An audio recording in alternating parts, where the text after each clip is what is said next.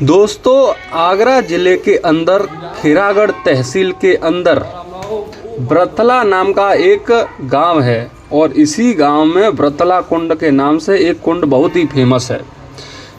इस कुंड की यह मान्यता है कि किसी भी मनुष्य के शरीर पर किसी भी प्रकार के कील, मुहासे, सफ़ेद धब्बे आ गए हों, वो इस कुंड में स्नान करने से बिल्कुल सही हो जाते हैं। इस कुंड के बारे में श्रीमद् भगवत महापुराण में भी वर्णन आता है कि वृत्तासुर नाम का एक राक्षस हुआ था।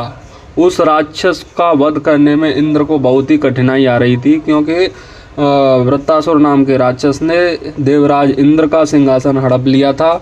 तो देवराज इंद्र दर दर की ठोकर खा रहे थे, तो वो गए विष्णु जी के पास। तो विष्णु जी ने उनको एक रास्ता बताया था वृत्तासुर राक्षस को मारने का।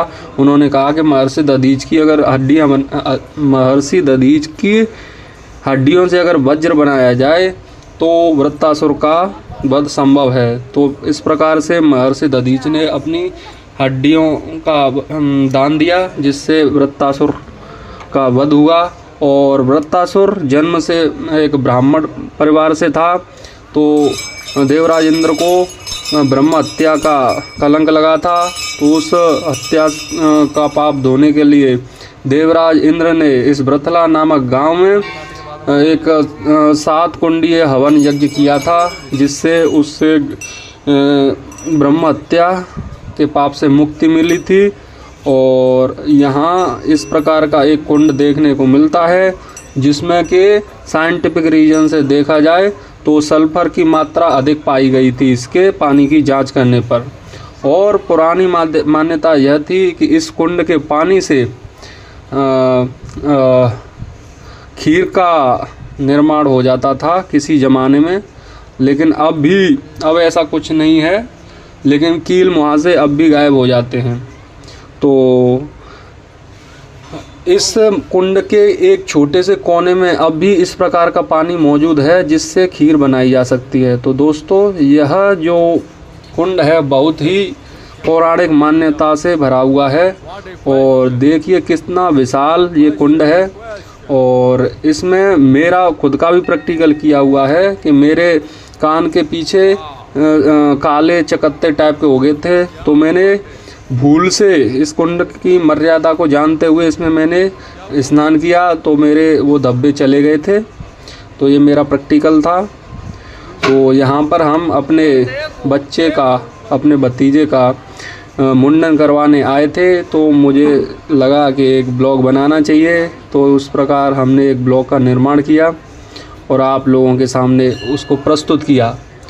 तो और इस व्रतला कुंड से भगवान श्री कृष्ण की कुछ यादें जुड़ी हैं कि एक यहाँ पर एक गुफा है, जिसके माध्यम से श्री कृष्ण लीला करने यहाँ पर आते थे। और उन्हीं के नाम पर एक लीला विलास नाम का मंदिर है यहाँ पर, जो बहुत ही देखने लायक है और उसकी बहुत अच्छी खासी मान्यता है। और जहाँ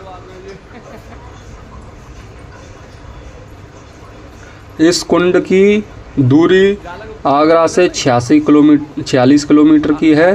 तो कोई भी मनुष्य जिसको शारीरिक व्याधाओं ने घेर लिया है, वो यहाँ पर आकर इस कुंड में स्नान करके शारीरिक लाभ प्राप्त कर सकता है।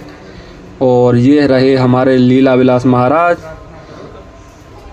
इनका भी आप दर्शन कर लीजिए। यहाँ पर श्री कृष्ण जन्माष्टमी के टाइम पर मेला भी लगता है। यहाँ पर एक बहुत ही विशाल गुफा है, किसी बहुत ही पुराने ज़माने की, जो अब बंद कर दी गई है किसी कारणवश। दोस्तों, इस मंदिर के अंदर बनी गुफा में हमारे दादाजी आए थे और कुछ ही सीढ़ियाँ उतर पाए थे और वो वापस लौट गए थे। यहाँ पर आने पर एक विशेष प्रकार की अनुभूति प्राप्त होती है, जिसको आप यहाँ पर आने के बाद ही महसूस कर सकते हैं। दोस्तों, बहुत समय के बाद ये हमारी आशा थी कि इनसे मुलाकात हुई है। ये कुंड सतयुग से जुड़ा हुआ है। यहाँ पर हमें एक हमारे गांव की एक बेटी मिली थी, जिनको हम बचपन से जानते थे और वो रिश्ते में हमारी बहन लगती थी, बड़ी बहन थी। उन्हें देखकर बहुत अच्छा लगा। आजा कविता।